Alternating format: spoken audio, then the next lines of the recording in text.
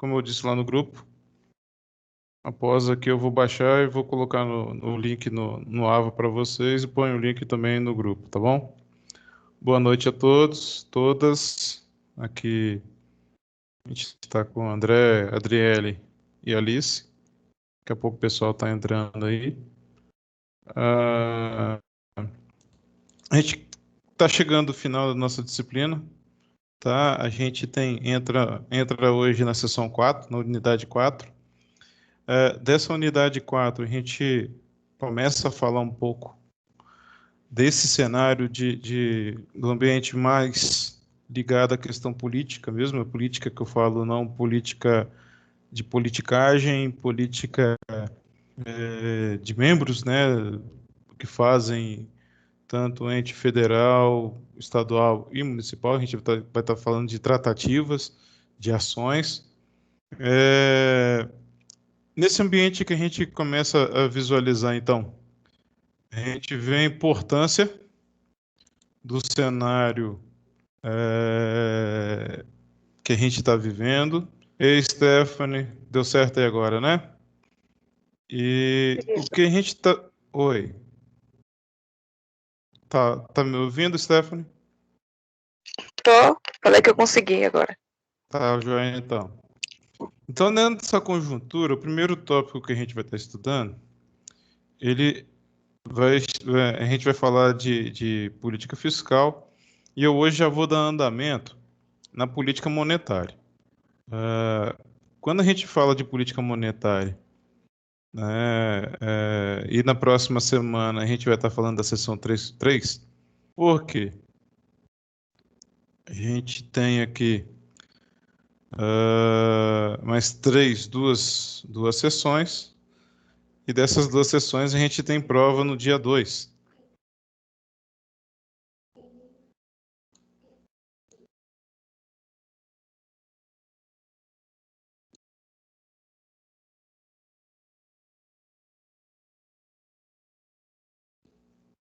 Quando a gente chama a atenção, então, da política monetária e política de renda, vocês vão verificar que quando eu chamei a atenção lá na seção 2 da unidade 3, e a ação do governo e o mercado, eu falei um pouco das metas macroeconômicas, né? Esse ambiente onde que o governo ele vai ter a ação, e essa ação de como que ele vai agir para tentar minimizar o menor impacto, né, na população. E esse menor impacto, é claro que vai estar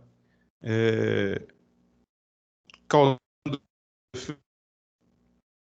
principalmente no balanço de pagamento, a questão da importação e da exportação. Se vocês viram a mídia recentemente, o Brasil ele vai bater recorde, né, na produção de soja mais uma vez. Então, a cada ano essa produção, a meta ela é batida, e ao ser batida, né, isso traz um benefício para nós brasileiros, né, a questão da geração de emprego, da distribuição de renda, tudo isso. Porém, a gente tem um problema muito sério, isso eu já retratei com vocês, que é a questão de o que a gente manda para fora, infelizmente, a gente está mandando matéria-prima e está trazendo algo que é caro, algo que não, muitas das vezes você pensa da melhor forma que, como que eu vou trabalhar o dólar, como é que eu vou ter uma tratativa o euro, como que eu vou negociar melhor esses valores? Então, dentro de uma situação onde que eu vou buscar uma proatividade desses setores, eu começo a ficar atento o quê? Com a ação do meu governo. Quais as dificuldades que a gente vê quando eu falo de bloco econômico, né? A pesquisa que vocês fizeram, né, do Joe Biden e do Donald Trump, vocês conseguiram visualizar uma situação onde que as tratativas dos dois presidenciáveis, eles buscavam um objetivo, tá ok? Melhorar o liberalismo econômico, outro, não quero liberalismo econômico, eu quero tratar de uma forma mais regrada. Será que isso é viável, né? Quem é que pode falar aí do grupo que está aí presente? Quem está falando do que você pesquisou e qual a sua, como é que eu posso dizer? Qual a sua identificação? O que você identificou dessas propostas e o que isso pode ser benéfico para o governo brasileiro? Quem pode falar aí?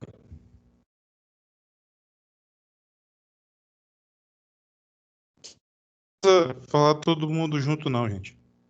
Pode ser um de cada vez.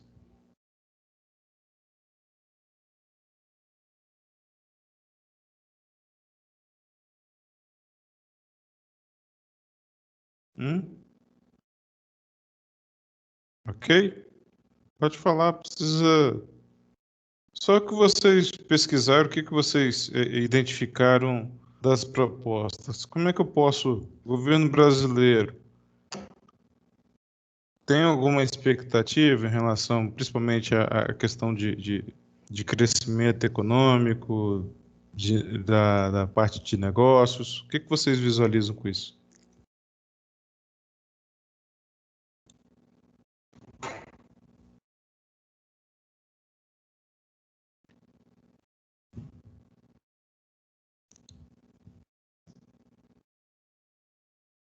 Deixa eu ver quem é que está aqui. André, você mandou para mim hoje, André. Fala para mim aí, André. Pode ler a sua pesquisa. O que você identificou aí?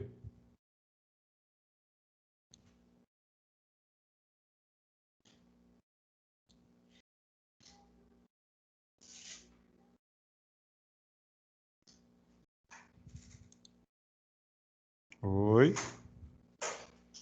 Vocês estão vivos? Alguém? Deixa eu ver quem mais aqui que fez a pesquisa. Oi. Quem está falando agora aqui? Eu saí. Fala aí, quem deu um oi para mim? Eu, Alice. Fala, Alice. Você tá falando aí, querendo que alguém fale? Isso. Vocês estão me entendendo? Vocês estão me ouvindo, não estão? Sim. Então fala para mim aí. Quem é essa aqui, RG? Hillary. Tudo bem, Hillary?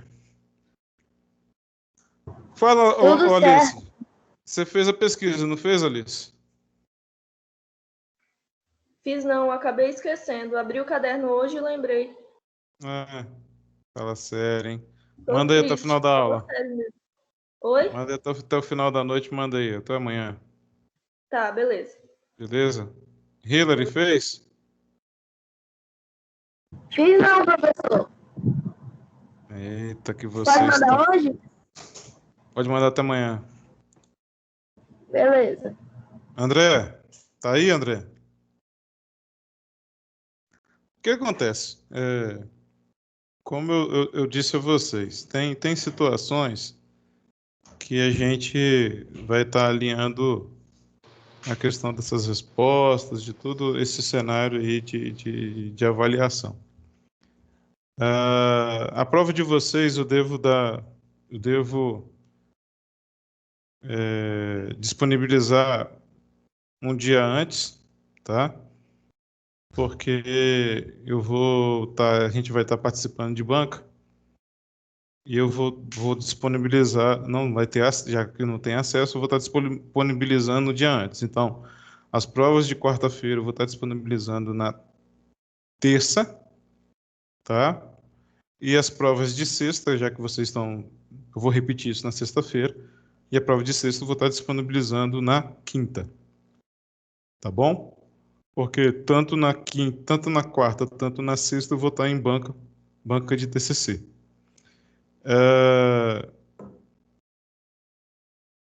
Essas pesquisas que vocês estão fazendo, eu não estou fazendo ela à toa. Então, é claro que isso aí eu vou estar cobrando lá na frente. Bloco econômico, essa questão, né, dos presidenciáveis, da questão dos Estados Unidos, aquela pesquisa que eu pedi para vocês fazerem, né, da questão da economia externa, como que eu vou trabalhar essa questão do crescimento econômico, tudo isso aí, né, a taxa cambial, tudo isso a gente vai estar cobrando na prova, seja ela escrita, né, de forma, como é que eu posso dizer, discursiva, quanto objetiva, tá? Mas volto a dizer, aqui eu não quero que vocês sejam economistas, mas sim eu quero que vocês tenham a noção de como que eu vou tratar e de como que vocês vão tratar, qual o conhecimento que vocês vão ter dessas tratativas, tanto da micro quanto da macroeconomia. Tá ok? Mas eu sei que vocês fizeram, então vão fazer, quem fez, né, e quem não fez ainda vai fazer, a questão do Donald Trump e do Biden, né, qual o benefício que poderia ser trazido para o governo americano, para o governo brasileiro, e isso teve uma fala ontem do pronunciamento do nosso presidente, né? Aí você tem todo um cenário de negociação, principalmente quais as tratativas que vão ser seguidas, né? Se fala muito de ameaça, então a gente tem que ter muito cuidado, né, nessas tratativas, e o governo brasileiro ele tem que ter essas ações. Qual a influência disso para o mercado? Então, quando a gente vê aqui na seção 3.3, quando fala de governo e mercado, a gente está falando do mercado aqui de bens e serviços, mercado de fator de produção, que entra o cidadão brasileiro aí. Vem cá. Será que a política monetária ela vai ser uma tratativa boa para o cidadão? Como que eu vou trabalhar e como que eu vou visualizar todo esse cenário? Tá? Então a gente vai dar um caminho hoje aqui, a gente vai trabalhar algumas situações. EW, boa noite. A política fiscal é feita por meio de alterações nos gastos públicos e na tributação. Para compreendermos como isso pode influenciar a atividade econômica de um país, a seguiremos diferenciar o que é a política fiscal dentro de uma questão expansionista e contracionista. Expansionista é a questão de expandir mesmo, e contração é de comprimir, né? Qual a visualização que eu vou trabalhar esses dois cenários? Conceitos de superávit e déficit. Fala, Alice.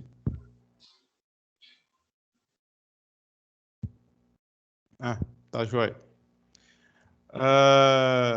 E os resultados, seja ele nominal ou e primário. Quais conceitos que eu vou trabalhar? Então a gente vai trabalhar muito a questão de conceitos. O livro de vocês ele traz exemplificações que a gente no decorrer dos slides aqui a gente vai estar falando também, que é interessante a gente ter essa atenção, tá? Ô, Felipe, na prova, você vai cobrar todos os blocos econômicos? Não. Eu estou devendo ainda isso a vocês. O que eu vou fazer? O bloco econômico que vocês passaram para mim, eu vou montar tipo uma apostila, João, e vou encaminhar para vocês. Tá certo? Ah, sim, entendi. Daquele bloco econômico, dentro de uma questão discursiva, pode ser ou uma questão discursiva ou pode ser uma questão objetiva, mas assim, deixar mais calmo, porque o bloco econômico em si, dentro da nossa disciplina, eu dei uma geral com vocês, né? Peguei aquele que vocês fizeram a pesquisa e mandaram para mim. Então, assim,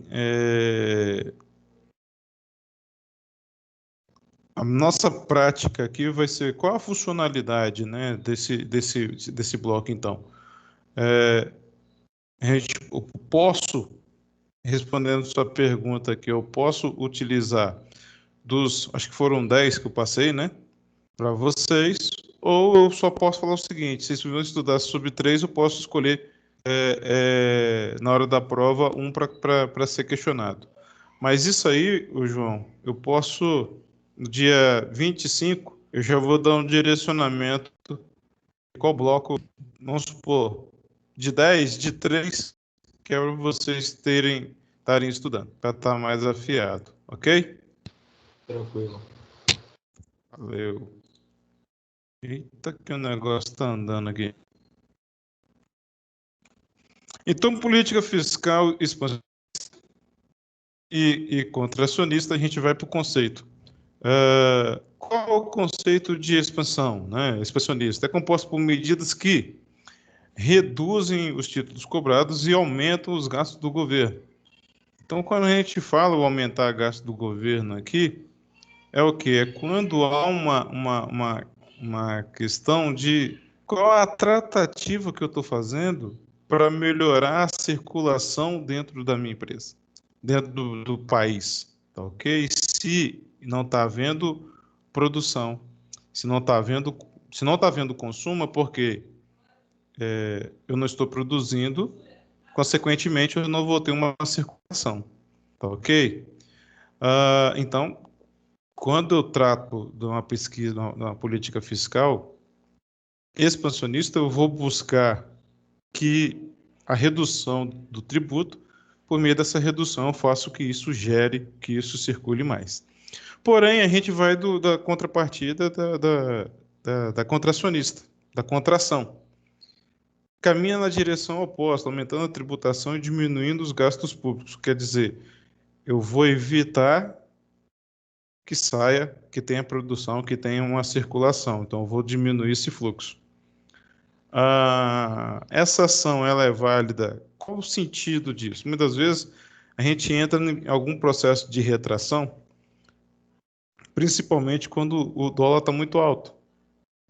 Tá ok? Hoje o dólar está 5,39.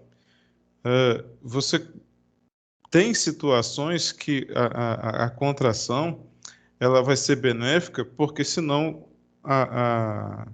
os produtos, os preços vão subir muito, né? E a gente vai ter uma dificuldade muito grande até para contrair depois, para trazer essa questão. Agora, quando eu estou bem, quando a política ela é trabalhada e há essa redução na tributação, é porque muitas vezes eu estou com um produto e eu não estou tendo consumo. O que eu faço? Eu vou criar ações para que haja consumo. Para haver consumo, eu vou ter que reduzir impostos. Reduzindo impostos, consequentemente, eu vou ter o gasto no governo em qual sentido? O governo ele não produz nada, tá certo? Não há produção. O governo ele vive a política fiscal, né? Ela é o quê? É para você ter a questão da retenção de impostos, seja ela no âmbito federal, estadual e municipal. Alguns pontos que a gente tem a produção, como a questão da Petrobras, a questão do Correio, se não for bem gerido, isso não vai te dar o retorno esperado, tá ok? Então, a gente vê muito dessas situações e você começa a visualizar qual desses ambientes é melhor para ser tratado.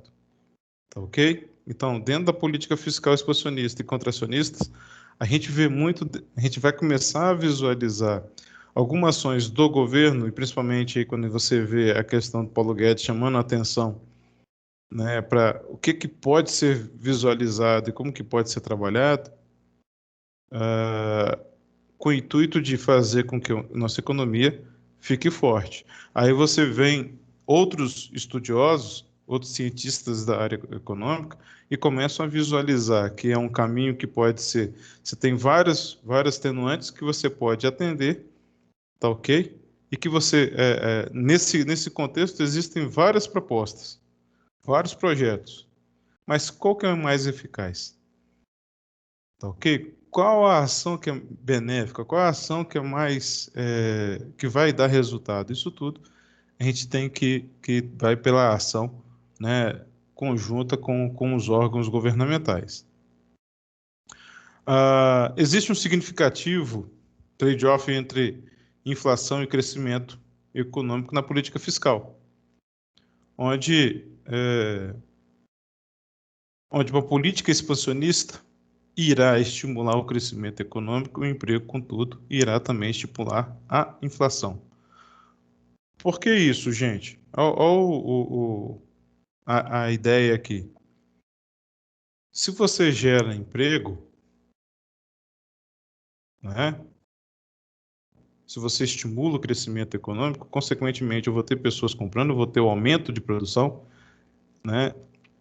O recurso, muitas vezes, ele vai começar a ficar escasso, consequentemente, eu vou ter que inflacionar, tá? Isso na política expansionista.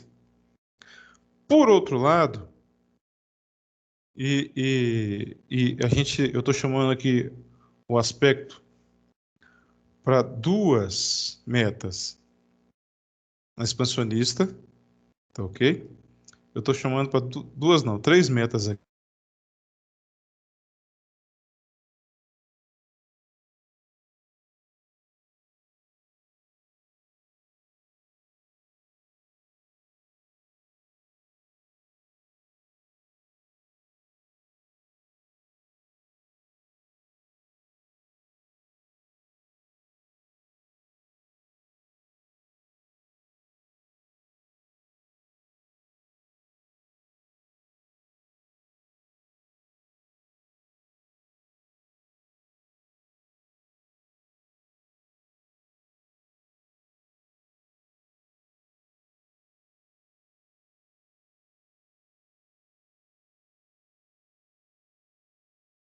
Pessoal, vocês estão aí? Voltou. O Tô. sistema caiu aqui. Gente, hoje tá bonito o negócio aqui, meu Deus. Mas vamos lá, Ei, vamos seguir. professor, boa noite. Ei, Isabela, tudo bem? Ei, tudo bem? Eu consegui entrar agora. Deixa eu te falar, eu te mandei ontem a minha atividade. Hum, Eu, a minha atividade que era para entregar hoje. Isabela. Isso, Isabela dela? isso. Recebi, tá aqui. Ok, obrigada. Nada.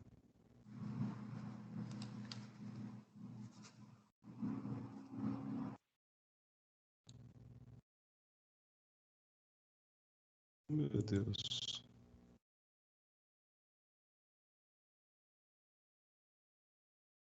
Tá.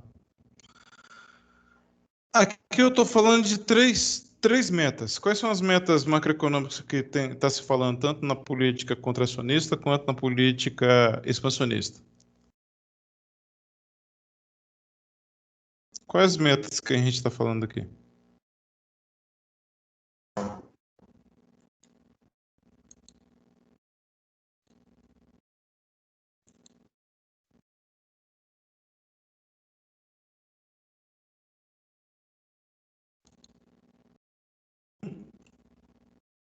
Oi?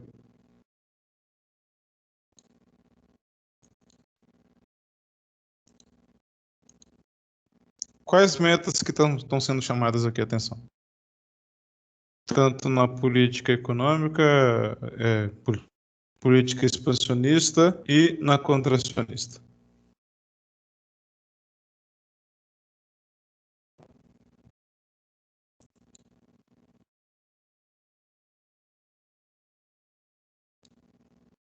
Estou esperando. Uma estimula a inflação e outra controla a inflação e o déficit? Mim,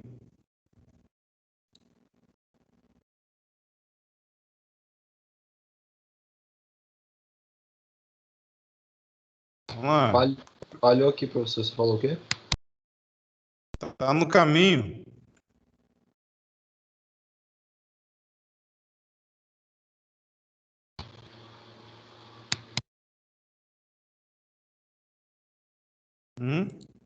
Uma estimula o Vamos crescimento, lá. outra reduzirá o crescimento econômico, seria isso? Crescimento econômico. Tá.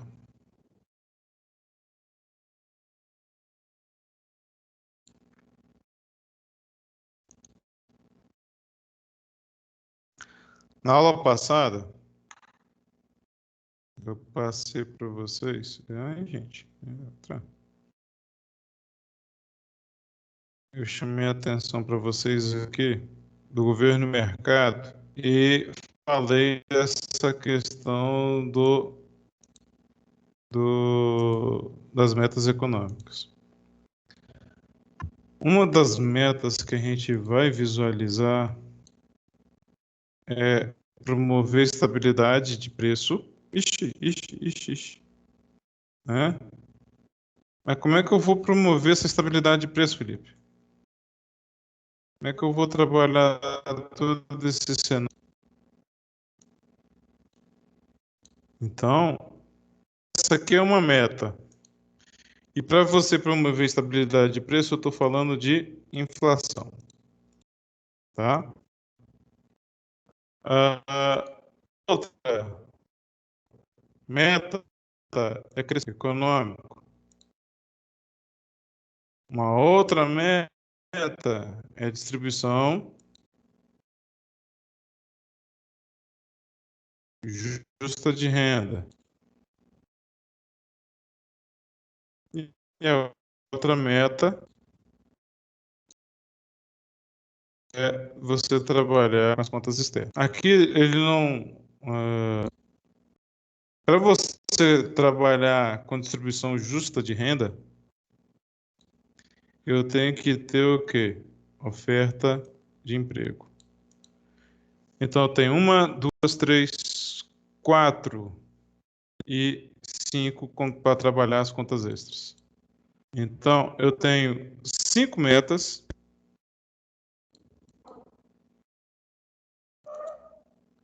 Não dá para usar o mouse não, mas vamos lá. Eu vou ter então promover estabilidade de preço, que é uma meta que é trabalhar a inflação, visualizar esse cenário de inflação que a gente está trabalhando, que a gente está vivendo. E isso é uma preocupação muito grande que o governo ele tem que estar atento a essa questão, tá? A gente está com um IGPM muito alto. Só para vocês terem uma noção, o IGPM desse mês ele está saindo de 14% referente de 14 para 18, quase 18%. Então a gente está tendo uma inflação, um índice geral de preço que ele vai subindo de acordo com o dólar. Então a atenção diante desse cenário é muito forte e que há uma preocupação. Essa preocupação ela vem para a gente também nessa questão da inflação e promover estabilidade de preço para você conseguir trabalhar o crescimento econômico. Só que, para você trabalhar crescimento econômico e você ter pleno emprego, quer dizer, desenvolvimento econômico, né? Isso tudo aqui ele tem que ser em conjunto. Em contrapartida,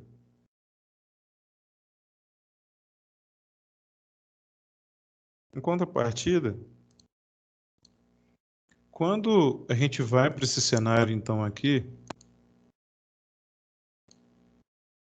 de que eu busco essa identidade, ou essa situação.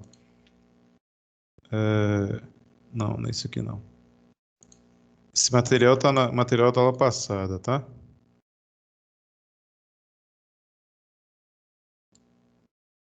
Quando eu busco essa situação, eu tento visualizar esse cenário econômico da melhor forma possível, como que eu vou manter essa ideia de trabalhar o plano de emprego, a questão do desenvolvimento e distribuição de renda, a gente vai ver que a política fiscal expansionista e a contracionista ela vai trabalhar em cima de três metas: inflação, e a gente vai estar chamando a atenção aqui. Deixa eu carregar.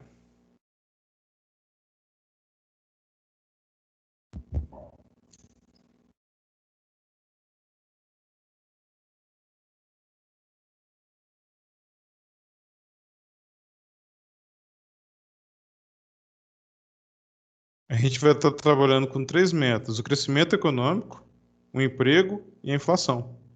O emprego, se eu tiver as pessoas trabalhando, né, consequentemente eu vou estimular a inflação. Consequentemente, eu vou ter crescimento econômico, né? Porque eu estou tendo produção, havendo necessidade de você contratar mais pessoas. Tá ok? Isso dentro do ambiente onde que eu tenho a atenção para as políticas governamentais, as metas macroeconômicas. Tá bem? Quando você busca esse controle de inflação, consequentemente, eu vou dar uma estagnada no crescimento econômico, ok? E vou visualizar o que eu posso fazer mais para frente. No curto prazo, será que eu atendo? Não. Eu vou começar a fazer planejamentos para médio e longo prazo. Disso aí, a gente começa a visualizar qual a necessidade que eu tenho de entender a trabalhar com planejamento estratégico. Tá ok? Como é que está o planejamento estratégico da empresa de vocês? Como que vocês trabalharam planejamento estratégico para esse ano de 2020? Como é que está o planejamento estratégico para o ano de 2021? Isso a gente começa a visualizar tanto no ambiente privado quanto no ambiente público. Tá ok? Ah, Felipe, mas no ambiente público você tem que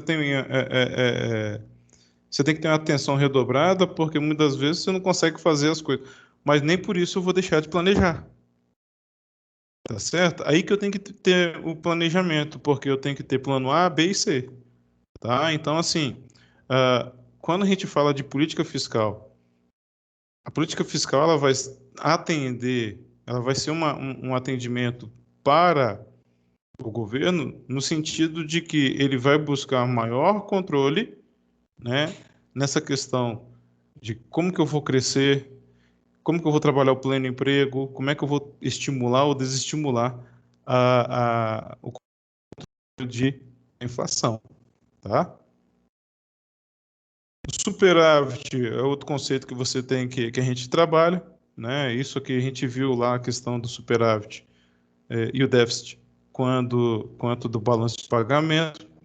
O superávit e déficit público são indicadores de fluxo.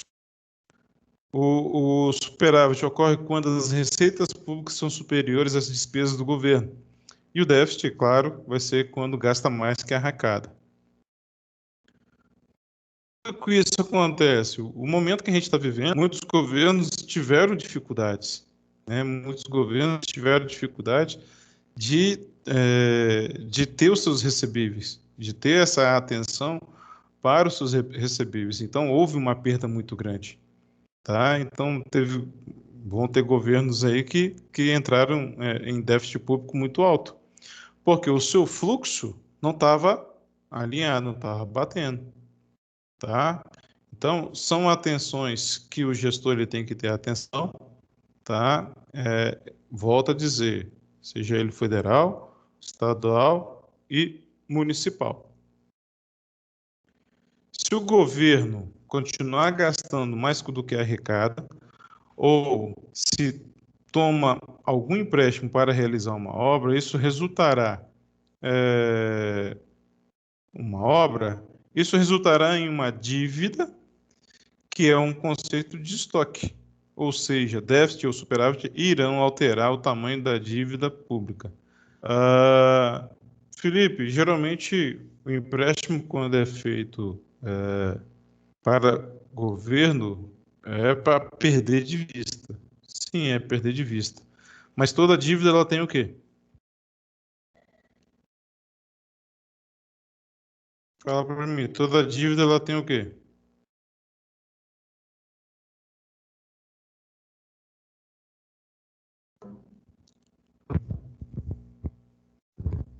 Deixa eu ver se tá alta aqui. Gente,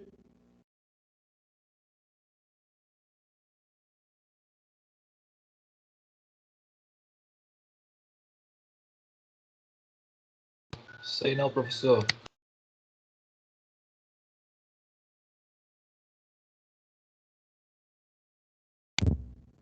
tem que ser paga, né? Toda dívida ela tem uma data de vencimento. A gente não tem uma dívida para que não vai pagar, tá certo? Então, assim, a gente, para visualizar esse cenário, e todo tomador, tomador de empréstimo, ele tem que estar atento que, querendo ou não, essa dívida vai ter que ser paga em algum momento, tá ok? Hillary, você tá aí? Tô, Tá, melhorou agora? melhorou. Tá bom, então. Mas vocês podem estar falando aqui, tá, gente? Se tiver algum som baixo aí, vocês levanta a mão, bota a mãozinha aí e fala para mim. Pode me dar o retorno por aqui mesmo, tá bom? Valeu. Então vamos lá, olha só. O que que ele fala de estoque? O que que o estoque tem a ver aqui, Felipe, com essa questão que o cara tá gastando? Se eu tô com estoque muito alto, quer dizer que eu tô com o dinheiro o quê? Parado, cara, né? E dinheiro parado, dependendo do que eu tenho em estoque, muitas vezes eu não vou nem agir, não vou estar nem utilizando mais. Então, é uma questão que eu tenho que ter uma atenção e, consequentemente, essa dívida ela só vai o quê? Aumentando. Então, ok? Dívidas de governo, elas são sanáveis? São. Só que eu tenho que tomar cuidado o seguinte, vem cá, como é que está essa questão dos meus recebíveis? Assim como o privado ele tem essa preocupação, o público também tem que ter, ué. Porque como é que ele vai manter a manutenção das ações? Não tem como. Então, por meio desses pagamentos, é como que você vai receber, vai manter a máquina rodando. Uma atenção que a gente deve ter é com a criação do Simples Nacional, né? E vocês na área de contabilidade sabem muito bem disso. Tem empresário que paga o Simples Nacional do jeito que ele é, mas tem empresário que vai lá e tira o empréstimo, o imposto que ele quer pagar. E aí? Tá certo? Então, são situações que muitas vezes você vai para a situação, né? Ela fala o seguinte: não, mês que vem eu vou acertar. Mês que vem pode ter uma outra particularidade, e isso vai gerando uma bola de neve. Eu estou falando de governo, né? De questões de governo, seja ele municipal, estadual e federal.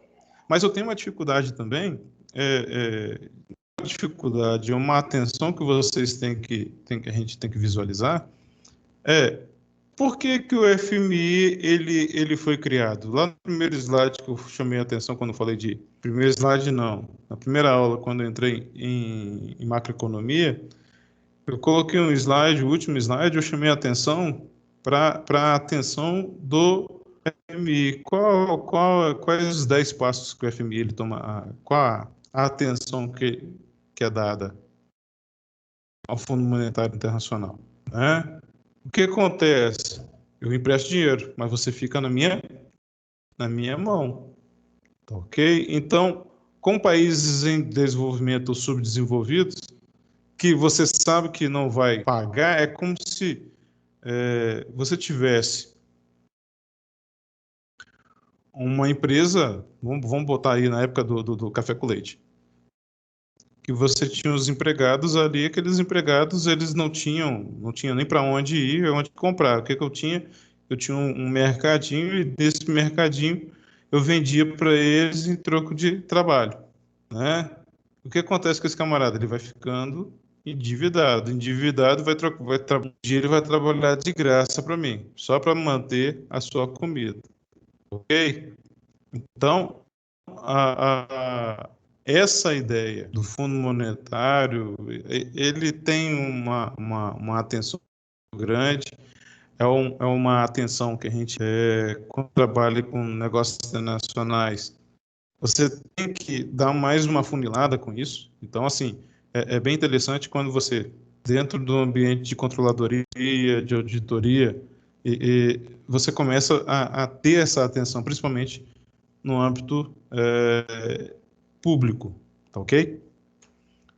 Outro conceito que vocês devem ter a atenção é para o resultado nominal e o resultado primário, né? Quanto a esses indicadores, eles vão vão tomar como a questão do nominal inclui todos os tipos de gasto, e o primário, onde exclui os valores referentes aos pagamentos de juros da dívida. Espera-se que um país apresente pelo menos superávit primário, ou seja, que consiga realizar alguma poupança que permita o pagamento dos juros na dívida acumulada no passado. A mídia ela chama muita atenção. O superávit primário aumentou, o resultado primário, né, do Brasil aumentou tanto. Então, a gente já começa... aquela questão que eu falo para vocês. Muitas vezes, você lê uma reportagem, ouve uma reportagem, de acordo com o que você vai estudando, e lendo, pesquisando, você já vai começar a associar aquilo que está sendo passado, aquilo que você está lendo, em ações ou entendimento do que está acontecendo, e muitas vezes você antes era leigo, não tinha essa noção, a partir de agora você começa a ter essa noção e buscar a entender toda essa tratativa, essa engrenagem, né, de como que funciona, ok? Aqui a gente tem a ideia do exemplificando do livro de vocês. Ele fala o seguinte: imagine que em janeiro o governo arrecadou R$ 100 e gastou 120, apresentando, portanto, R$ 20 de déficit público. Esse valor fez com que o governo acumulasse estoque de R$ 20 de dívida pública. Então, o estoque, nesse caso aqui, você já deu para entender que é a diferença. Que foi acrescida de juros, por exemplo, mais 5 ou R$ 5. Pois o governo precisou de pegar dinheiro emprestado para acertar essa pendência financeira. No mês seguinte, em fevereiro, o resultado público do governo, receita menos despesa, deverá apresentar um superávit primário, sobrando dinheiro para os pagamentos de juros da dívida que foi acumulado no mês anterior. Por exemplo, se o governo, em fevereiro, arrecadar 110, se o governo arrecadar 110, peraí. Se o governo arrecadar 110 e gastar 108, ele poderá usar o superávit primário de R$ 2 para pagar parte dos juros de 5, que recaem sobre a dívida. Então, ele vai sempre trabalhar o quê? A questão da amortização. Isso mostrará aos participantes do mercado que o governo está conseguindo organizar suas contas públicas para evitar a dívida continue crescendo. Ou seja, vão jogar para o ambiente físico. Se você pega um empréstimo, você recebe uma quantia. O que você faz? Né? Eu vou lá e negocio com o banco onde que eu peguei o empréstimo. Porque aquele valor que você pegou, muitas vezes você está pagando 3, 4 vezes mais, a partir do momento em que você vai lá e amortiza, um pouco da sua dívida, consequentemente, o que você estava devendo de 3, 4 vezes, vem para 2 vezes, uma vez e meia, depende muito da negociação que você vai fazer. A mesma coisa, a gente vê aqui um entendimento de como que eu vou trabalhar esse resultado nominal e o resultado primário, tá ok? Então, a gente tem que ter muita atenção. Aqui é como se você, até a gente dá umas viajadas, né? Quando você, lá na matemática financeira, você tem a questão da taxa nominal e a taxa efetiva. A taxa nominal, geralmente, você vê lá bonitinha. Nossa, o empréstimo está gerando em torno de 1,50, um exemplo, né? Só que quando você executa o seu financiamento, o seu empréstimo, e aí vem detalhado, né? A taxa efetiva dos juros, em vez de ser 1,50, vai para 1,85, quase 2%. Tá certo? Então, a gente vê essas variações e, com isso, a gente tem que ter essa atenção. E para a questão da política fiscal, eu tenho que ter essa atenção. Tá ok? Então, muita questão desse cenário, a gente começa a visualizar toda uma tratativa, né, de como que eu vou buscar melhorar essa política fiscal. A política fiscal brasileira, então, a partir de 2014, ela apresenta um enorme crescimento recente da dívida, resultado de uma combinação de 3 fatores: sucessivos resultados primários negativos, causado pelo excessivo aumento de gasto, o baixo crescimento do PIB e juros pagos sobre a dívida já acumulada. A gente estava nesse cenário de 2014, você pega um 2015 e um 2016, onde que você tinha, querendo ou não, nós passamos por uma parte econômica que não foi muito boa, né? E consequentemente,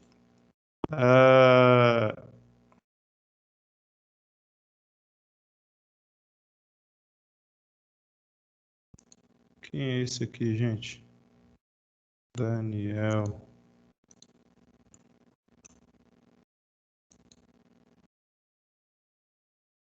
Daniel tá nesse grupo, não?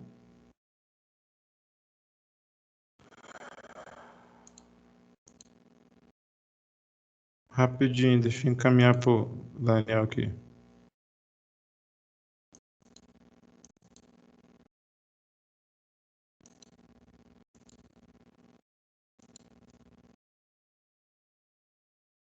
Juros pagos.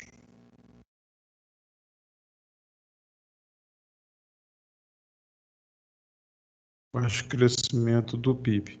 Então, assim, aquilo que eu falei para vocês, muitas vezes o nosso PIB de produção, ele é alto, né? Porém, a gente bate as metas, são batidas as metas, né? De você superar a produção passada, tal. Só que, infelizmente, alguns produtos, né? Nosso produto interno bruto, ele vai ter uma crescida a partir do momento em que muitas vezes eu estou trabalhando pelo serviço. O serviço é onde que tem mantido o nosso PIB dentro de um equilíbrio. Porém, em 2015 e 2016, deixa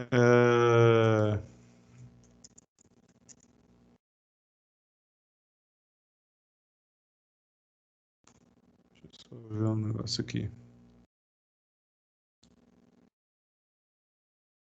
A gente pega uma estimativa, né, de um PIB, onde eu estava com um cenário, né, só para vocês terem uma noção, ele sai em 2014, ele estava em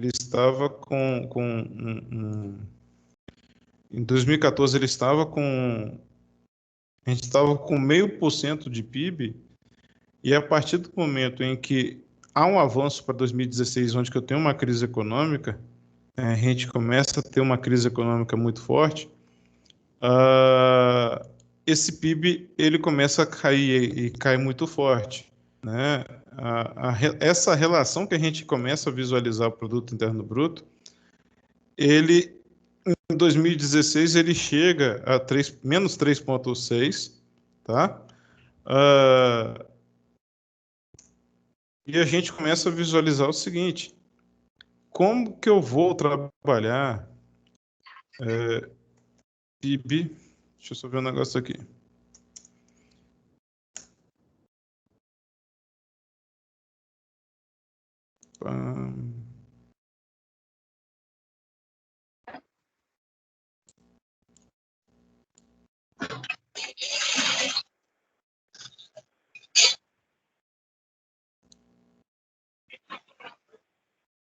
Aqui para vocês terem uma noção do que eu estou falando.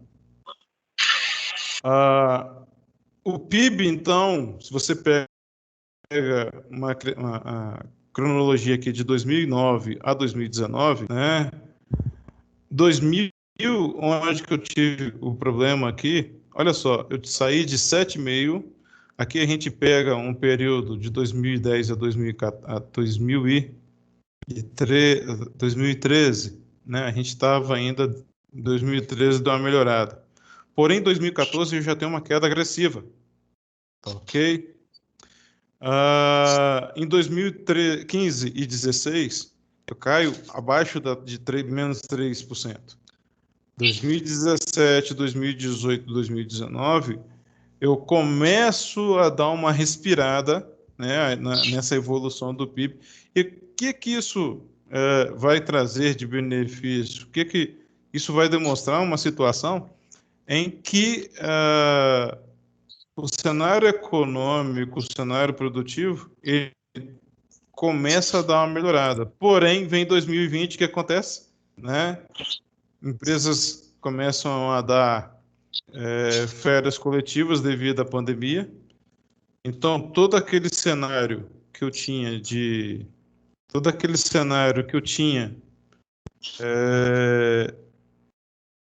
expectativa de planejamento, eu vou ter que refazê-lo, certo? Para eu conseguir atingir as minhas metas. Caso contrário, eu vou ter dificuldade. Tá? Então, são situações que a gente vê que eu vou ter dificuldade em agir, né, dentro desse mercado. Beleza? Deixa eu voltar aqui no slide.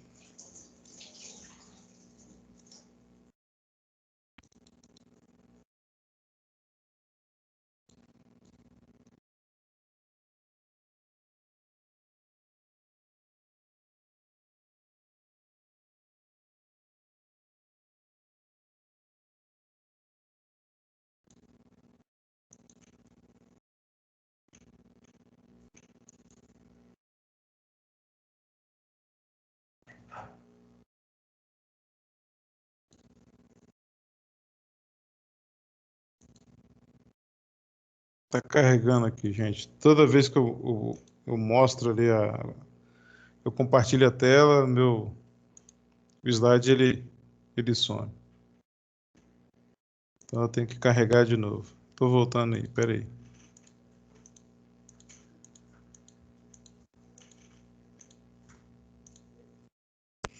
Há alguns problemas fundamentais na política fiscal brasileira em relação às receitas, nossa carga tributária é elevada e a legislação é complexa, né? Além da maior carga recair sobre o consumo, o que faz a cobrança desse tributo ser mais injusta em termos de possibilidade de pagamento. Em relação aos gastos, o seu volume é elevado e há um engessamento de gasto obrigatório, cujo o crescimento depende do volume arrecadado. Isso faz com que haja uma grande necessidade de realização de reformas fiscais. A gente vê como é que está, vocês têm visto aí, como é que está a reforma da Previdência. é um dos pontos onde que o governo ele começa a visualizar todo esse cenário de gasto e como que eu vou estar equilibrando isso dentro do mercado, tá? Então, são tratativas para melhorar a receita, melhorar a arrecadação, porém, eu tenho que ter essa atenção de como que eu vou visualizar esse cenário. A carga tributária do Brasil é cada vez maior e, frequentemente, são criados novos impostos ou as alíquotas são aumentadas. Contudo, após essas medidas, o valor arrecadado com tributos nem sempre cresce como esperado.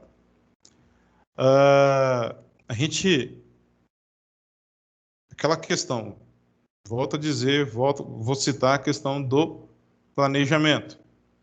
Então, dentro de uma situação onde eu tenho um planejamento, onde eu vou buscar todo um cenário, né, que vai me ter uma atrativa, vai me buscar uma correlação de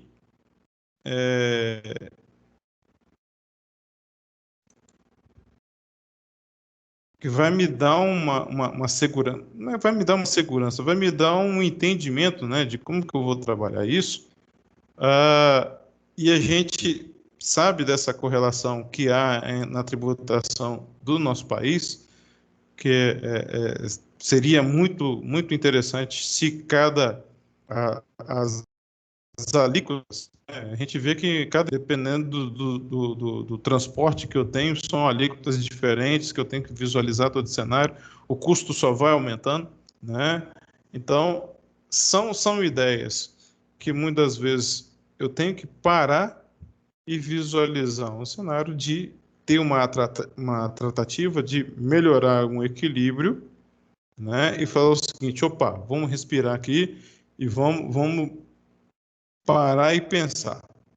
Só que a gente sabe como é que é esse ambiente de políticas públicas dentro do nosso país, né? Então, quanto tempo se ouve falar de trabalhar a política fiscal, de trabalhar essa política previdenciária, né? Essa revisão do ambiente previdenciário?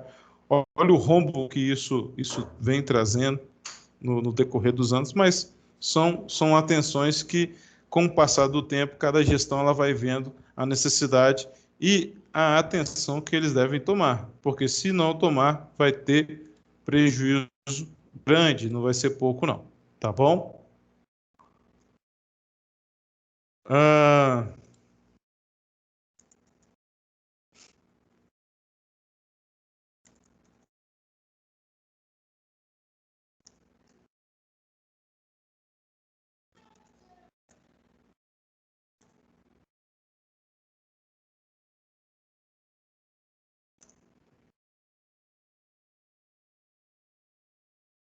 Vamos lá, da sequência.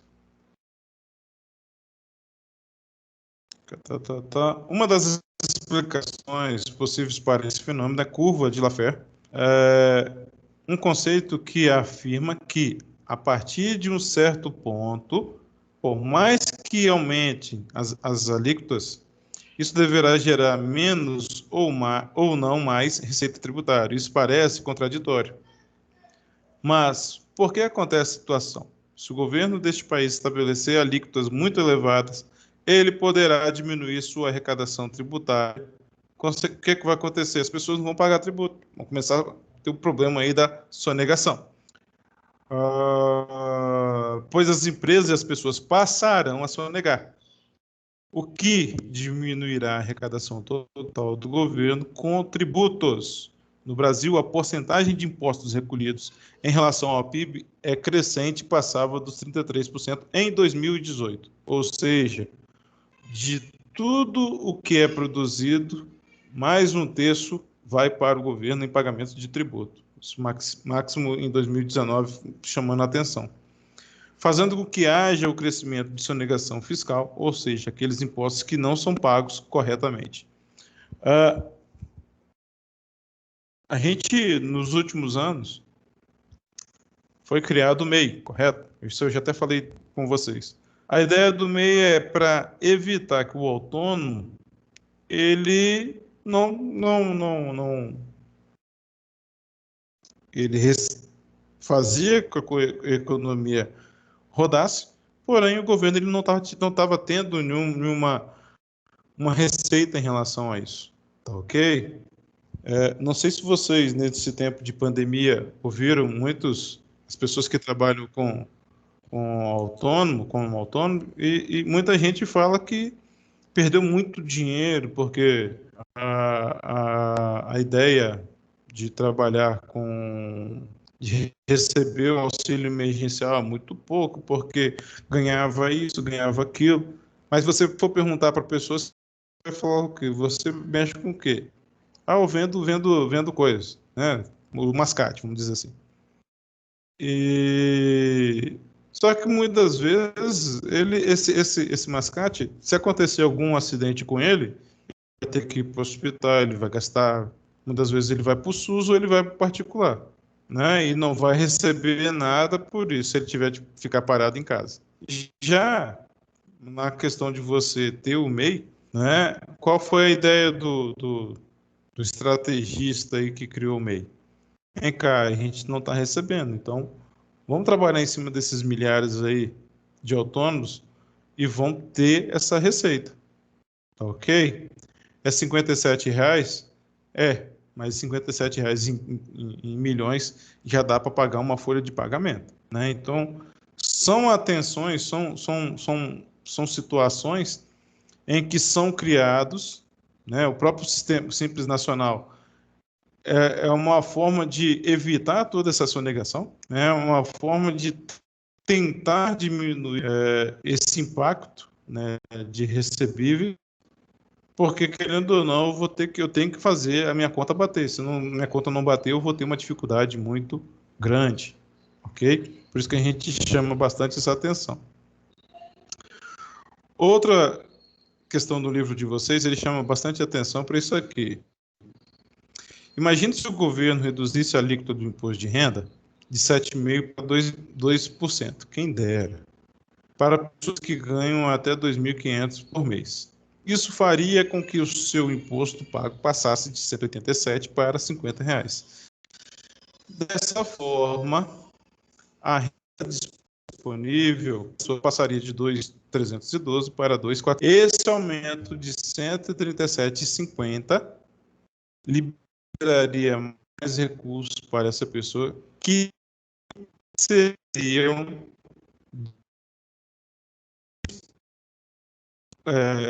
utilizados para aquisição de mais bens e serviços e emprego do país. Vê isso aqui, e você vê que hoje, né, você tem uma alíquota, a tabela do INSS nosso e a tabela do imposto, né? E muitas vezes, quando você recebe, se você tem um ganho a mais, você, além de ter um desconto, né, a quase 1/3 do que você ganha, fica para o governo. Então, são situações, eu estou falando de pessoa física, como o exemplo está chamando a atenção aqui.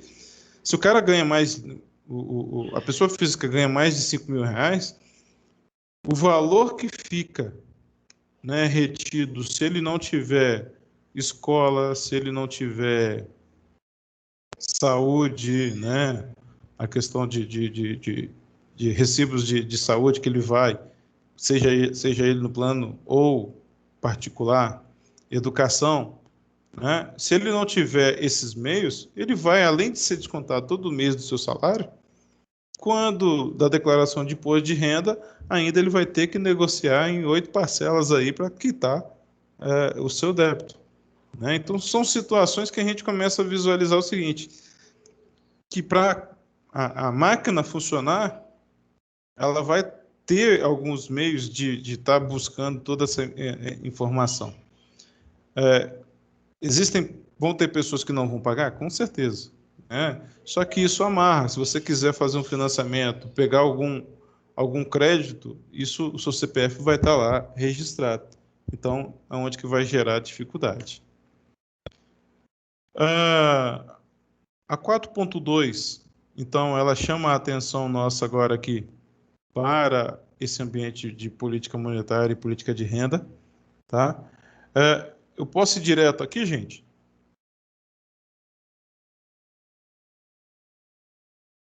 Vocês querem dar uma paradinha para beber uma água, alguma coisa?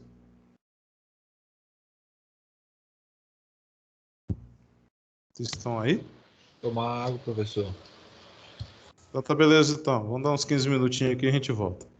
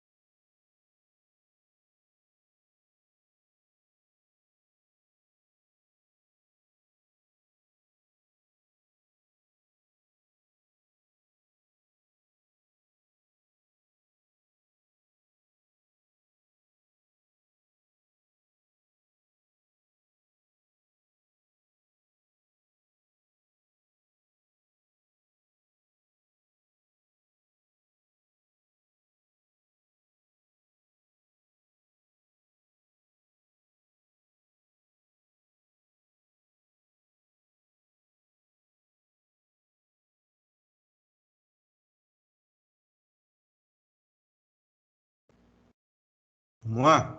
Voltei aqui. Falando agora, então, de políticas monetárias, então a gente falou um pouco de política fiscal, onde que a gente chama a atenção aí para os conceitos, né, que vocês visualizaram a respeito, né, de todo um cenário de atenção que o governo deve ter, né, e dessa preocupação de atender às metas econômicas, macroeconômicas, né? A gente falou da questão, os conceitos de política fiscal expansionista e contracionista, superávit e déficit público, resultado nominal e primário. Nesse conceito agora, então, a gente vai estar falando, né, lá da política monetária, e vocês vão ver que alguns conceitos vão estar parecidos. E dentro desse contexto também a gente vai ver a interligação que há dentro da política de renda. Ok? Então, política monetária e política de renda, elas vão se entrelaçar, elas vão ter uma sequência bem lógica aqui para a gente tá estudando, tá visualizando. Tá? Quando a gente fala de política monetária, a gente lembra logo da questão da moeda, né? O entendimento essa questão de troca, fazer com que esse ambiente ele seja de circulação, onde que eu tenho consumo, para haver consumo, eu vou ter a produção, tá? Então, na política monetária, o principal papel da moeda na economia é ser um instrumento de troca. Ela continua mantendo, mas também existem os meios de pagamento digitais que têm sido cada vez mais utilizados, né, o que a gente chama de fintechs.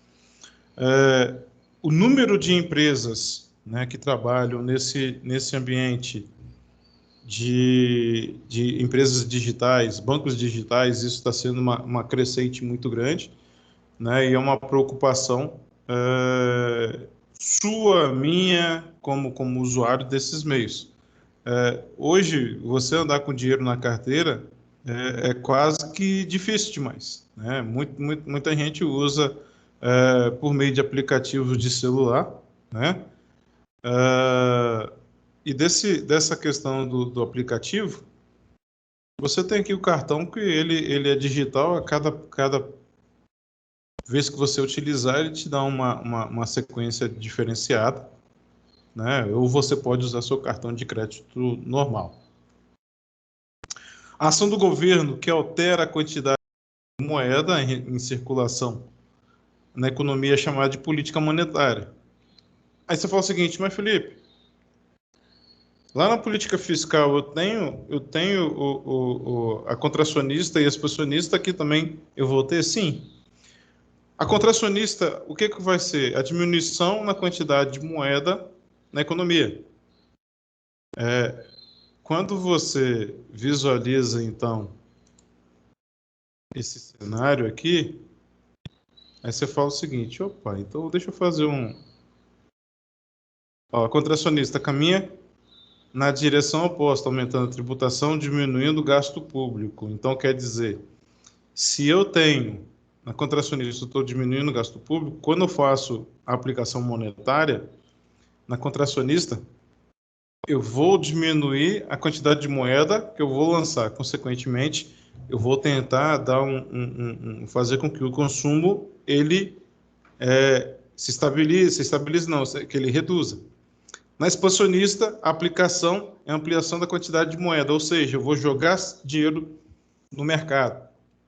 A ideia disso foi a mudança, né, da questão do saque do imposto, do FGTS, que você tem a possibilidade hoje de saque aniversário, tá ok? Você saca um determinado valor que a própria instituição ela te determina, ou você faz, né, por meio da sua rescisão, ou caso você venha comprar algum imóvel, havendo alguma necessidade de ordem de saúde, eu acho que isso também libera.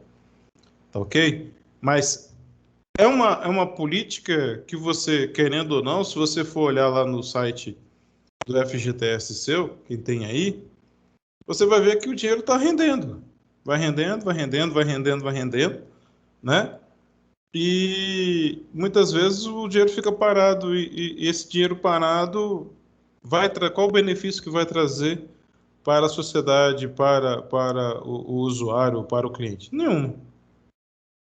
A partir do momento em que há essa ação do governo, assim como a gente teve ano passado e no início desse ano, onde que foi proposto o saque de duas parcelas, né? Uma primeira parcela de o valor do salário mínimo, né, das contas inativas e ativas, e teve o outro saque também, que também deu uma ajuda muito boa, né, nessa questão de um dinheiro que muitas vezes você não está esperando e você pôde usufruir dessa atividade ou desse dinheiro que aparentemente estava parado lá, ok? Existe uma autoridade monetária responsável por garantir garantir a quantidade adequada de dinheiro em circulação,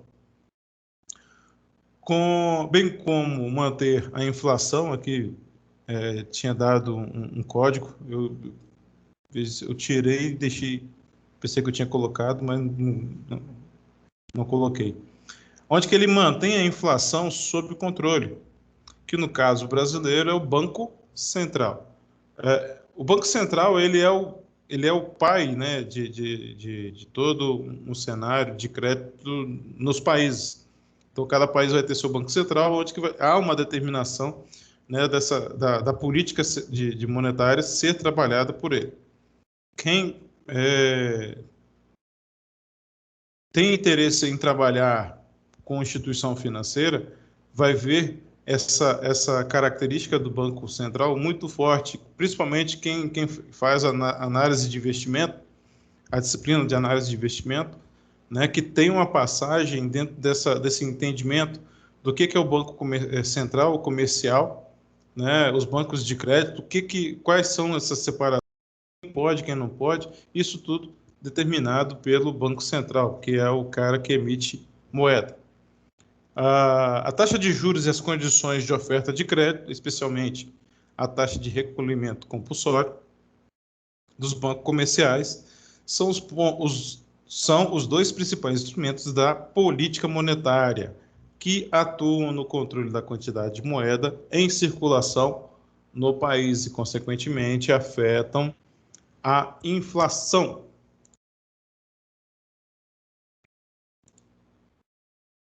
Volta.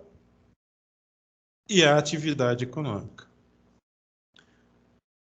Vai afetar a inflação de que modo, Felipe? A gente volta naquela questão, né, da expansionista, do crédito, quanto à normalidade e quanto o primário. Né? Olha só, eu volto aqui.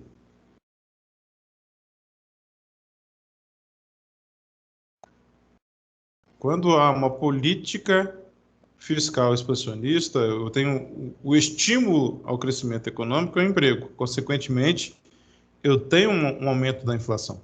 Vai estimular a inflação, né? Porém, na contracionista, eu tenho o contrário. Eu tenho o controle da inflação, né, e o déficit público, mas o crescimento ele vai reduzir. Então, é que eu falei com vocês, as políticas elas vão ter um entrelaço, né? Elas vão ter uma sequência lógica e que elas vão estar casando em alguns momentos.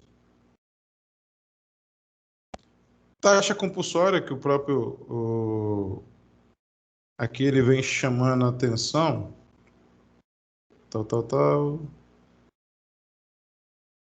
recolhimento compulsório, taxa de recolhimento compulsório dos bancos comerciais.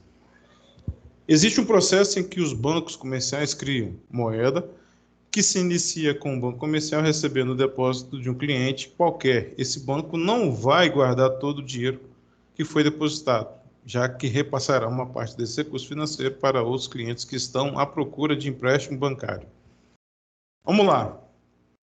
O que é a poupança? A poupança hoje ela está gerando, né, dentro de uma estimativa, a poupança ela está em torno, acho que de 0,30 alguma coisa. Deixa eu só dar uma pesquisada aqui, que eu estava sem essa informação. Poupança.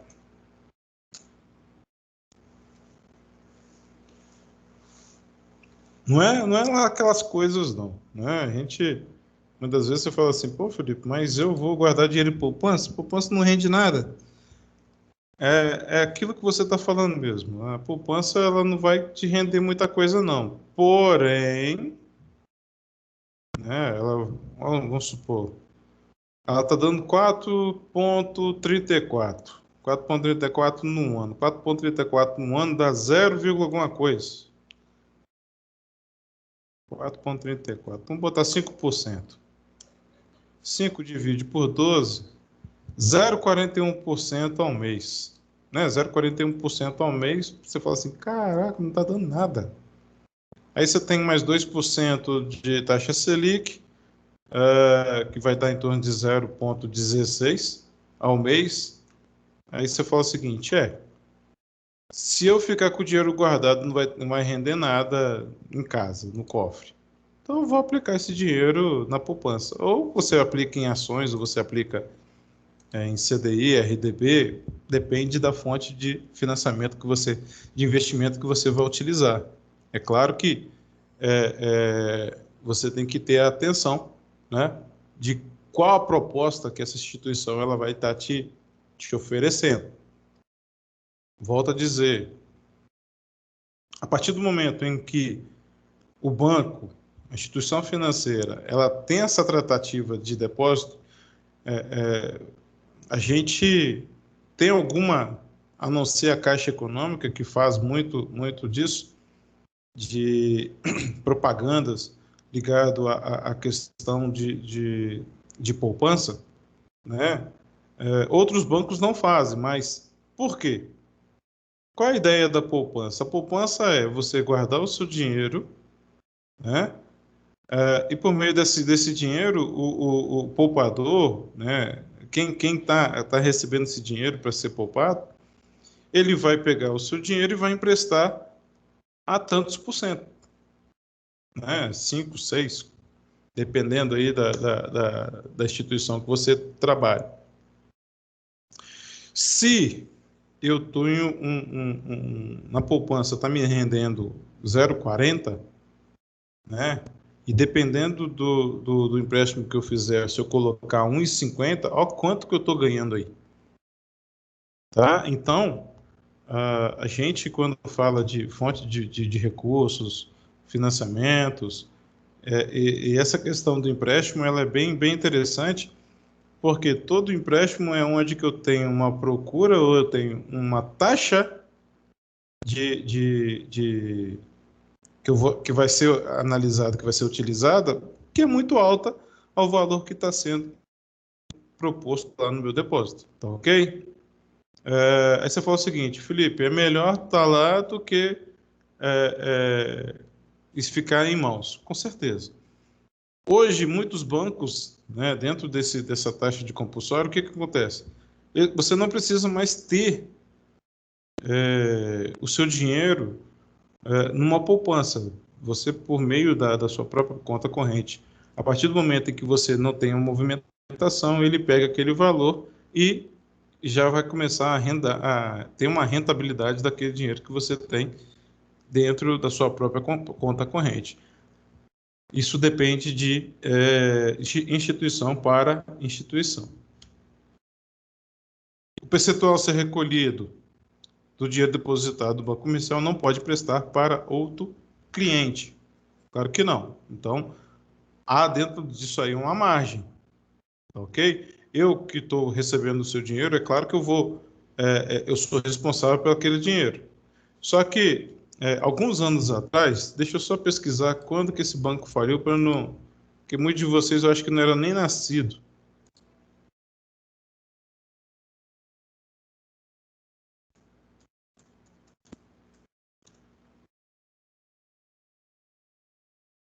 Era um banco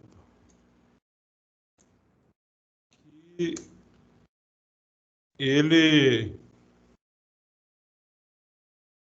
tinha uma musiquinha atrativa, tal, só que ele não durou muito tempo, né? Então, assim, e ele desse banco ele gerou outros bancos que também faliu também, que quebrou também, que é o Banco Bamerinos. A falência dele foi em 1997, né? Então ele falava, a musiquinha era a seguinte: o tempo passa, o tempo voa, e a poupança Bamerinos continua numa boa, né? Tipo assim, você coloca seu dinheiro aqui, que o seu dinheiro não vai sumir, né? Mas com o passar do tempo, infelizmente, esse banco ele fechou e, consequentemente, quem comprou ele também já fechou, que é o HSBC, e foi comprado por outro banco, se eu não me engano, foi o próprio Unibanco, né, que chamou a atenção, junto com o Itaú, e formando esses conglomerados de grandes empresas. O percentual a ser recolhido, né, depositado, é chamado de taxa de reserva compulsória de depósito e é definido pelo governo. Depois de guardar parte do dinheiro que foi depositado, de acordo com a taxa compulsória, os recursos financeiros que foram emprestados, ou seja, o valor depositado menos o que ficou reservado no banco comercial, de forma compulsória obrigatória, circularão na economia e de alguma forma voltarão a ser depositados, dando início a uma nova etapa do processo. Todo o dinheiro que você paga no banco comercial, né, esse dinheiro ele passa 24 horas lá. Ele não passa 24 horas porque não dá tempo. O dinheiro que entra, ele tem uma capitalização. Então, consequentemente, o banco também ele tem a sua receita aí. A cada etapa, uma parcela é retida no banco, como eu acabei de falar, e o restante retorna ao sistema bancário, gerando outros empréstimos, o que amplia a quantidade de moeda chamada escritural na economia. Um exemplo. Portanto, além do Banco Central, os bancos comerciais conseguem influenciar a quantidade de moeda na economia. A inflação. O controle de inflação é fundamental para o desenvolvimento de um país, pois os danos causados pelo aumento desenfreado de preços são percebidos tanto no curto quanto no longo prazo, sendo mais intensivos na população de menor renda. Então, aqui eu já começo a falar da política de renda, né? Que aí você fala o seguinte, esse ambiente de política a gente vê muito disso, né? Que o salário mínimo é isso. Mas, gente, se eu tenho um teto de salário mínimo, aí é claro que vai depender muito da minha empresa, né? O que eu vou fornecer de salário mais benefícios para o meu funcionário, tá certo? Se eu pago um salário, mas eu tenho benefício, se você somar tudo isso aí, né, ele vai ter um ganho muito além do que é proposto pelo ambiente aí governamental, tá? Sendo mais intenso para a população de menor renda, prejudicada tanto pela perda do poder de compra quanto pela redução dos investimentos em atividades produtivas. Quando você começa a conversar e falar de política de renda, políticas econômicas, você vai ver o seguinte, que dentro de um cenário onde a política de renda ela é necessária, e você vai para o seu ambiente de trabalho, hoje, a maioria das empresas trabalham com meritocracia, né? Qual é a tratativa dos seus funcionários, né? Para você ter uma classificação na carteira, para você ter um ganho no seu salário, né? Um aumento no seu salário, qual a produtividade que você criou foi criada na empresa para você ter esse mérito, né? Atender essa necessidade. Então, a gente começa a buscar ou a entender também que, seja ele no privado ou no público, né, a necessidade de produtividade ela é grande, né? Se eu não tenho produtividade, eu vou buscar melhor salário? Não tem como. Tá ok? A gente está chegando à indústria 4.0 e a indústria 4.0, minha gente, né, vocês da contabilidade, já chegou o serviço também. Serviço 4.0, principalmente na área contábil. Se eu não tiver antenado nessa necessidade atual, né, dessa interligação, desses conhecimentos de ciência artificial que está vindo, se eu não tiver antenado nisso aí, eu vou estar fora do mercado. Tá? Então, a população ela vai ser prejudicada muitas vezes na sua renda, mas se ela não tiver antenada, que ela vai ter que buscar um conhecimento e buscar, ela vai ser prejudicada mesmo. Tá certo? Infelizmente, isso não é de agora, é de muito tempo, né? E a criação de favelas a gente já vê até por esse motivo, né? Porque a favela ela é criada qual a forma que a favela é criada? Eu tenho uma empresa, vou montar uma empresa e vem aquele monte de gente de fora. Muitas vezes essa pessoa não quer voltar para o seu ambiente de origem porque tem a expectativa de ter uma melhor vida, né, onde que ele está instalado. Consequentemente, ele vai buscar uma periferia, aí é onde que são instaladas as favelas, e hoje muitas favelas têm uma estrutura, né, porque houve uma necessidade de adequação nesse cenário também. Taxa de juros.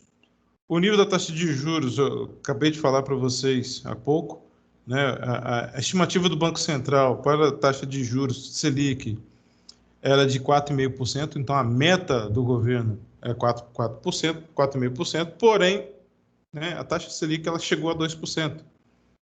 Tá ok? Então a gente começa a visualizar todo esse cenário aí. A busca, quando você tem uma taxa Selic baixa, é que os juros bancários eles também tendem a diminuir, né? Então, aquela questão que você, como empresário, né, busca uma ampliação no seu parque industrial ou parque de serviço, né, é uma forma de você buscar empréstimo ou financiamentos, né, de curto ou longo prazo, que você consiga, dentro de um cenário, ter uma taxa mais reduzida ou mais em conta. A gente tem o Bandes, né, que é um dos influenciadores do desenvolvimento econômico, que tem uma taxa bem baixa, né, que tem uma atratividade e também trabalha muito com essa questão de carência para o início do pagamento, né? Aí é aquela questão quase que americana, né? O camarada ele abre a empresa e começa a pagar os seus impostos dentro de um ano, diferentemente do nosso país que abriu a empresa e já começa a pagar toda a parte tributária.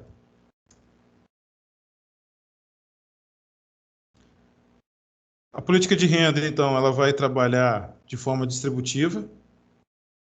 Como a desigualdade de renda é um dos empecilhos ao crescimento econômico, cabe ao governo implementar políticas que minimizem essa desigualdade. Então, a preocupação de reserva de responsabilidade social é grande. Então, muitas empresas começam a trabalhar isso, o governo também começa a trabalhar isso. Eu creio que vocês, dentro de contabilidade, esse cenário de responsabilidade social, ele está tendo uma atratividade, está tendo um conhecimento, então as pessoas começam a buscar isso. Por quê? Porque dentro desse cenário se trabalha também a ideia da sustentabilidade da empresa, né? Por meio do desenvolvimento econômico, por meio do meio ambiente a ser tratado, né? Isso tudo eu vou criar um ambiente onde que eu tenho a sustentabilidade. É como que a empresa, muitas vezes, ela vai trabalhar o social, mas com o intuito de minimizar o que ela está pagando de tributação, né? A questão de você ajudar uma instituição, né, filantrópica. Não é porque eu sou bonzinho, não, eu vou ajudar porque eu também vou ter um ganho disso aí, né? Eu vou ter um subsídio, vai me ajudar na minha tributação. Então, há todas essas contrapartidas. Para direcionar as ações, é preciso conhecer os dados, por isso, indicadores de desigualdade com índice de Gini são importantes. Entre os mecanismos disponíveis para a melhoria da distribuição de renda, temos controle de preço máximo, controla o produto como combustível, energia, buscando aí a questão de tabelamento, o que não tem apresentado bom resultado, né? A energia mesmo, a questão das faixas que foram propostos, a gente não vê. Combustível. O combustível, você tem aí a formação de colunhos, né? Na própria nossa região mesmo, aí vocês veem que a variação de preço de combustível é mínima, tá ok? E quando se tem um posto que dá na louca de baixar o preço demais, os outros postos ficam loucos, né? A imposição de preço mínimo, como acontece com o salário mínimo, a fim de evitar que os salários caiam a níveis ainda mais baixos. Então, todo ano, né, há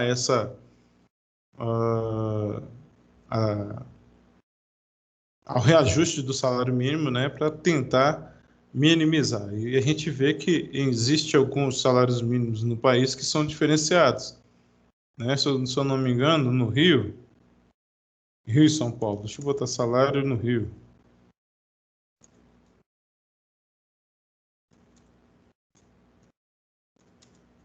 Se eu não me engano, é Rio de Janeiro que tem um salário alto.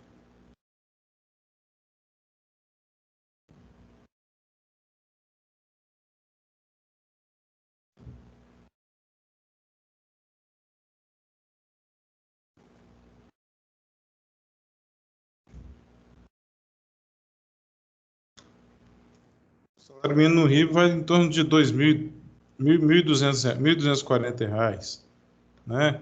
Aí você vai ver, nossa, mas é bom, né, Felipe?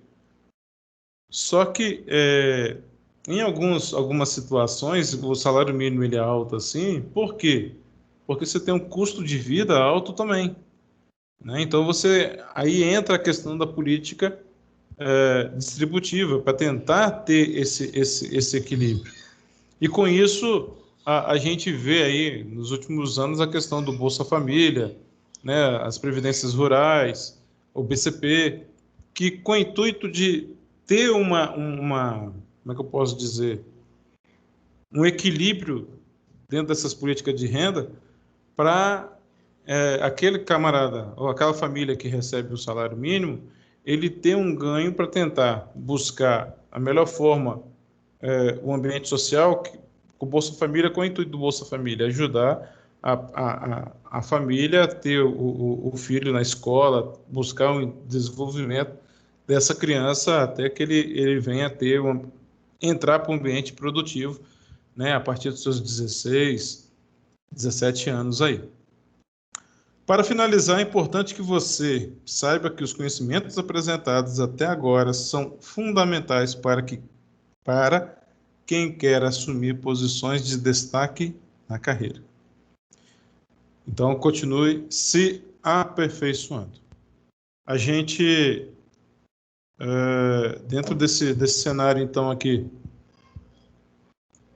a gente termina a 4.2 e semana que vem a gente fala aí da 4.3. Lembrando que...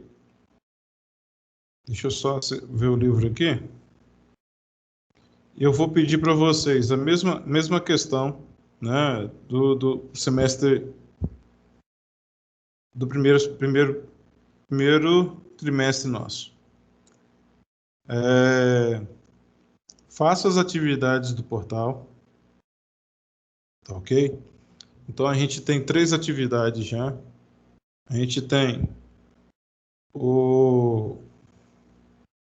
Gente, a gente tem aí a questão do... Me ajuda aí, meu Deus. A gente tem a questão do blocos, né? Blocos econômicos.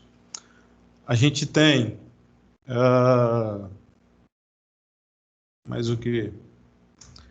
A taxa cambial e essa da pesquisa dos presidenciáveis, né, da eleição dos Estados Unidos. A gente, então, vai estar trabalhando agora. Vocês vão estar fazendo as atividades do portal, tá? Essa atividade do portal, vocês vão estar visualizando ela da melhor forma lá do acesso de vocês, façam as atividades.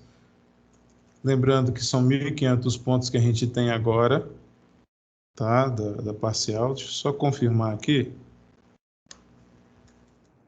Ares.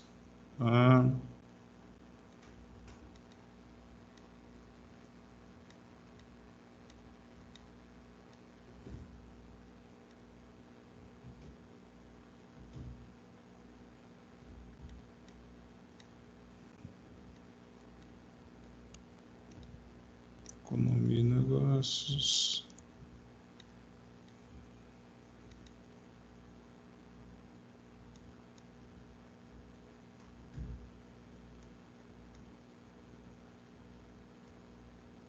Só confirmar aqui se é 1.500 mesmo.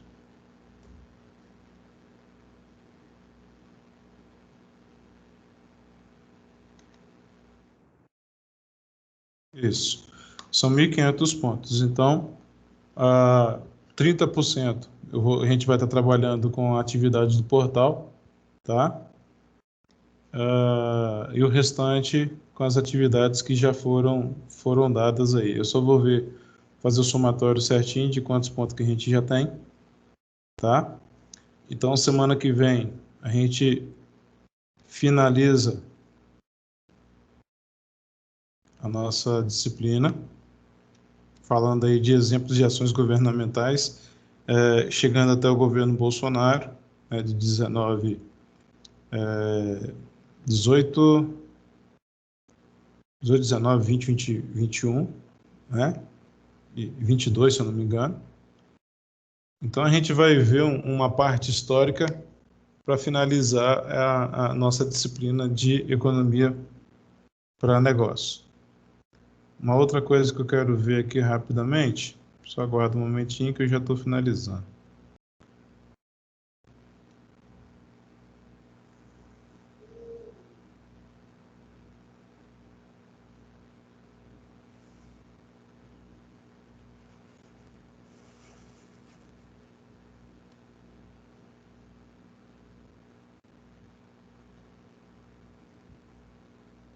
Uma coisa que eu quero que vocês tenham atenção é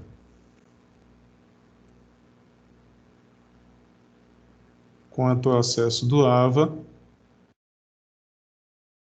tá? Principalmente as atividades.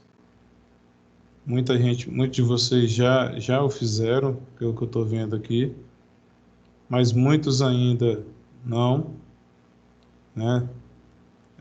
A unidade 3, muita gente não acessou, tá? Então, a gente já está na unidade 4, tá? Então, assim, a gente está com um quantitativo muito pequeno, muito baixo. Eu estou com 3 alunos que já fizeram alguns... tem 1, 2, 3... 3 alunos, né, que tiveram esses acessos da unidade 3 aqui. Então, a gente está com um número muito baixo. Então, assim, quando eu fiz, então, da mesma forma que eu fiz na primeira nota parcial, eu vou fazer agora aqui, tá?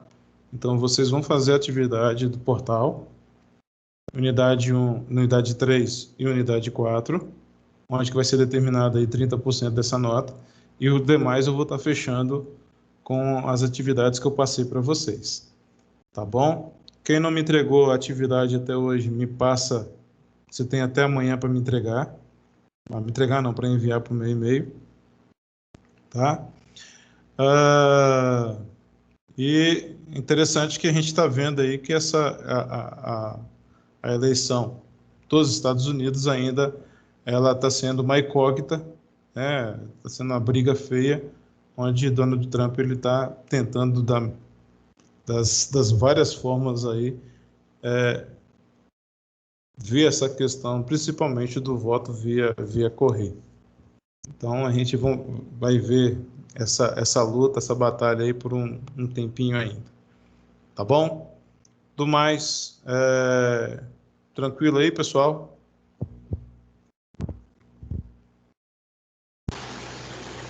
Tranquilo. Tá bom, então. Uma boa noite a vocês, até sexta-feira. Boa noite. Né? Até, professor. Boa noite. Boa noite.